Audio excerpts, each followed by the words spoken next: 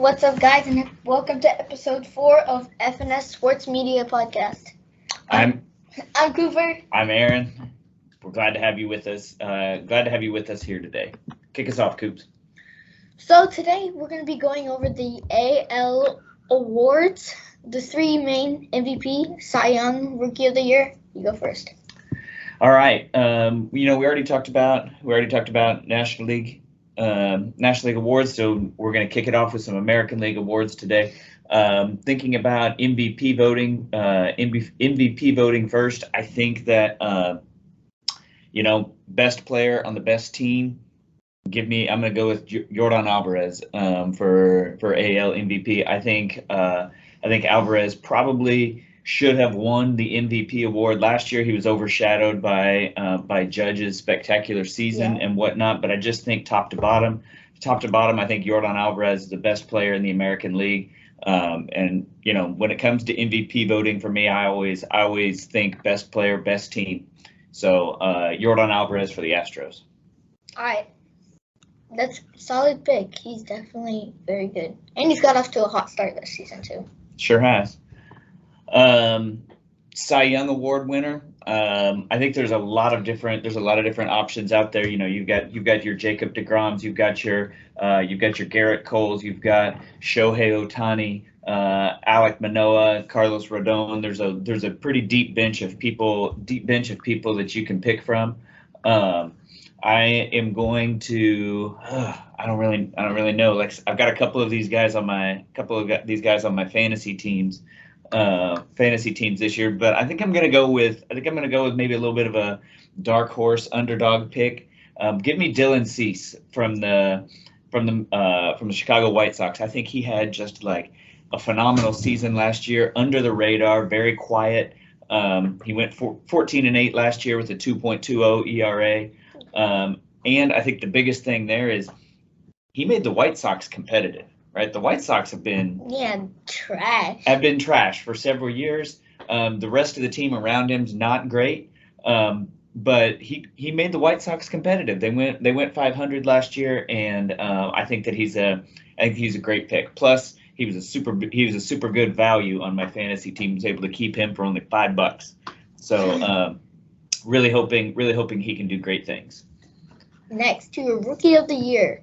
Oh man, Rookie of the Year. I think there's a lot of different choices here. Obviously, we talked a little bit earlier in one of our previous episodes about Anthony Volpe, but I think there's also a couple of other guys that could be under consideration there. You've got Masataka Yoshida for the Boston Red Sox after coming over from Japan. That's good. But I'm gonna go with Gunnar Henderson. I think that the Baltimore Orioles have a lot of talent in their organization, a lot of really young talent. Adley Rutschman last year and whatnot. Gunnar Henderson coming in number one prospect in baseball. His defense is going to keep him playing in the games, even if the bat struggles a little bit. And I think he's just going to be able to progress. He's going to be able to play. He batted .249 last year in just in a kind of a small sample size, but I'm gonna look at Gunnar Henderson for the Baltimore Orioles to take the Rookie of the Year award. All right. What about you? So my MVP for AL, I think that there's no doubt about it. It's gonna be Shohei. He's just all around awesome player.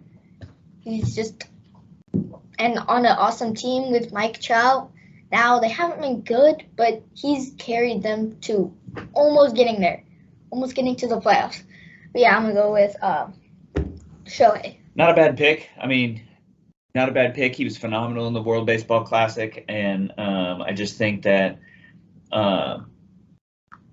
he's ready to take a next step too. I think it's a little bit of a too common of a pick for me to go with, but one of the two of us had to pick him, that's for sure.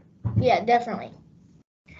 For my Cy Young, I guess I'm going out a little bit on a limb for this one, but I feel like he's pitched great, and I'm going with Carlos Rodon. He just got into the Yankees Like he switched leagues to the he's got to face more batters and harder hitters in the AL East. He might be ready. He might not with facing the Blue Jays, Orioles, Boston Red Sox over and over and over again. So, but I feel like he's gonna go through and win the Cy Young. Yeah, it's a good choice. I will say though, it's a big difference from playing in San Francisco in a pitcher's ballpark, and then getting to play against the Diamondbacks and the Rockies. Yeah. You know, the bottom of the AL East is way better than the bottom of the NL West, and so Definitely. So we'll see how he handles playing against the Blue Jays and the Red Sox and the Orioles and all those tougher teams. Yeah, definitely. For my Rookie of the Year, hot start already. Anthony Volpe, ranked one of the top prospects coming into the 2023 season, made the New York Yankees roster, which that's a big deal. Big dudes like Stanton and Judge. He's just been great already. He's great power, only 5'11", plays like with so much energy. During the spring he batted .314 with 3 homers, 5 RBIs, and 5 stolen bases, showing his versatility as a multi-tool hitter who can be lethal on the bags. Like with the new rule changes with bigger bags and less pickoffs, he could hit well, steal well. He's just gonna kill everyone else and he's just gonna succeed. Yeah, I mean, you got a player like him who is, you know, playing on a team that's going to be competing for a World Series, playing in New York, playing with Aaron Judge. He's going to get a lot of exposure. He's going to play a lot of games on TV. People are going to see him. Kind of Rookie of the Year things can always be kind of a popularity contest, and he's definitely got a leg up on the competition there. Yeah, definitely. All right, next.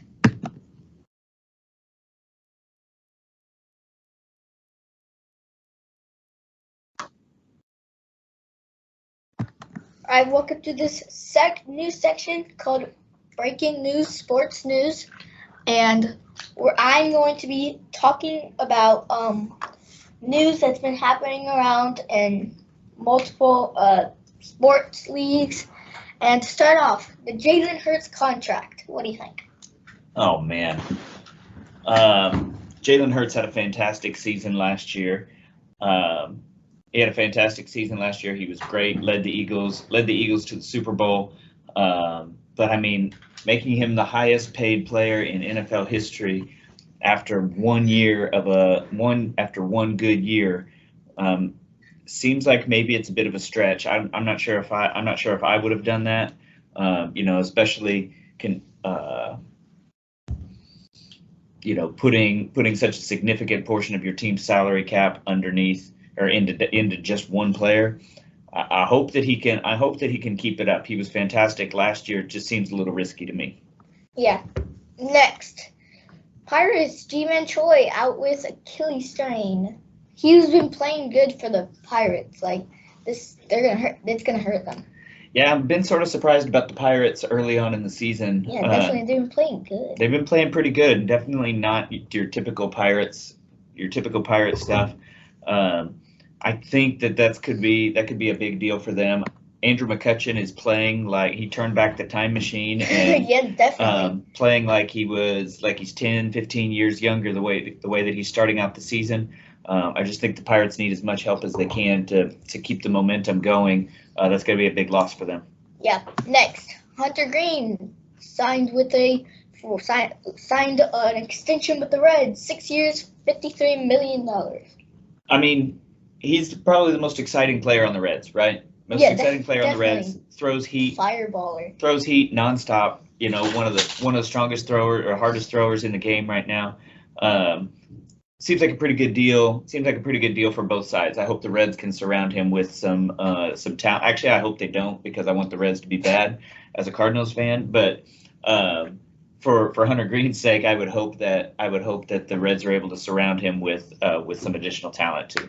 Next, NHL stars Joe Pavelski in concussion protocol will miss Game 2. Hey, that's a big loss. That's a big loss for the Stars. The Stars came in. Stars came into the playoffs on a roll, playing some of the best hockey in the NHL. Lost game one. Lost game one to the Wild, and now going to be without Pavelski in Game 2. Could be the turning point in the series right there if the Stars go down 2-0 to the Wild before moving back to Minnesota. Yeah. Next, Brew Crew, their ace pitcher, Corbin Burns, left the game with a pedicle strain. Yeah. I mean,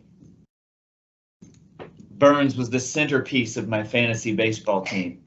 And so seeing him hit the injured list with that strained pec, we'll see what happens. But for the Brewers' sake, they better hope that he can bounce back quick. Those strained pecs or anything up in the arm, shoulder area, chest for pitchers. You got to be real careful with it. Surely the Brewers are going to want to be careful with that too. Yeah. Next. The Dodgers have been a powerhouse for lots of years, and that they don't really have a shortstop. And they say that Mookie Betts might play shortstop when he returns from the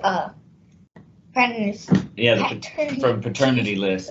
It almost feels like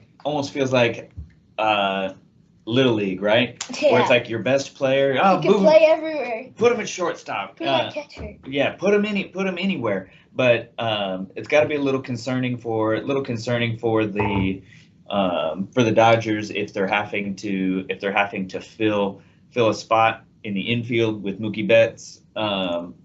Feels like maybe a little bit of a desperation move for him. Maybe he's great. Maybe he can do it. But I'd be a little concerned if I was a Dodgers fan if you're going to plug your star outfielder into the infield and put him at shortstop. Yeah. And then New York Mets, Max Scherzer ejected from Wednesday's game against the Dodgers. Yeah, victim of sticky stuff, I guess. The umpires are in addition to the bigger bases, in addition to the pitch clock, everything else. There's a renewed emphasis on checking the pitchers after each inning. Scherzer got tossed. He says that it's rosin. I don't know.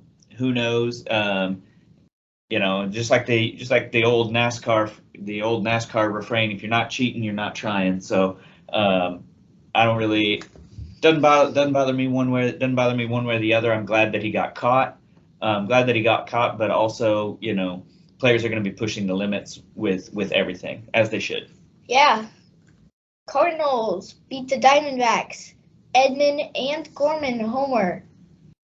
Tommy Edman was a single short of the cycle in that game. So close. It's good to see the Cardinals jump out early, score some runs. Cardinals just hadn't been scoring, and when they had been scoring, they've been giving up a ton of runs. So they just haven't been. They haven't been able. Yeah, not consistent. Haven't been able to put it all together yet. Good to see him jump out there and get a big win. Yeah. Next, the Bucks' big player, Giannis Antetokounmpo. I can't say that word. Giannis. Say Giannis. Ante. Antetokounmpo. As doubtful to play in Wednesday's night Game 2 against the Miami Heat as he continues to deal with a lower back injury. Big loss for the